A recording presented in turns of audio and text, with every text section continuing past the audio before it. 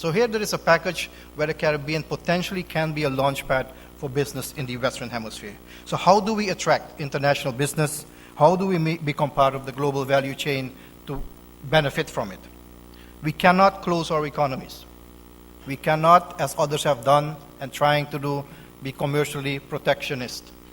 We cannot be national in our economic system. Economic nationalism is not something which is open for the Caribbean. We need to be opening ourselves to the international business, international trade. And we do have a couple of challenges in this regard.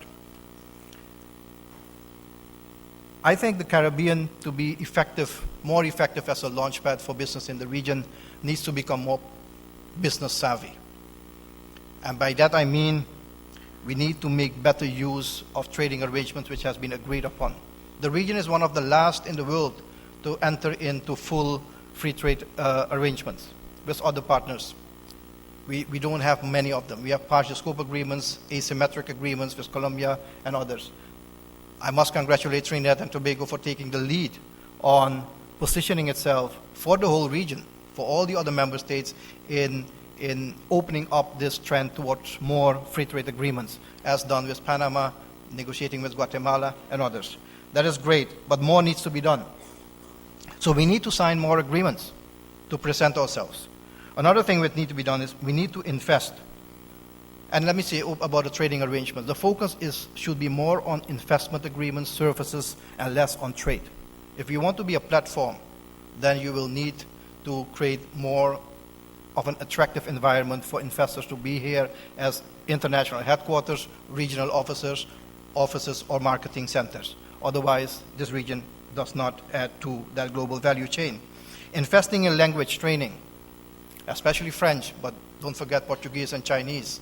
It will require governments to put more money in education.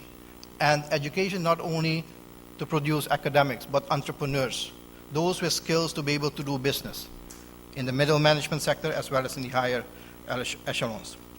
We need to strengthen within the region, both at national and regional level, the political and economic institutions that support small and medium-sized enterprises, including access to finance.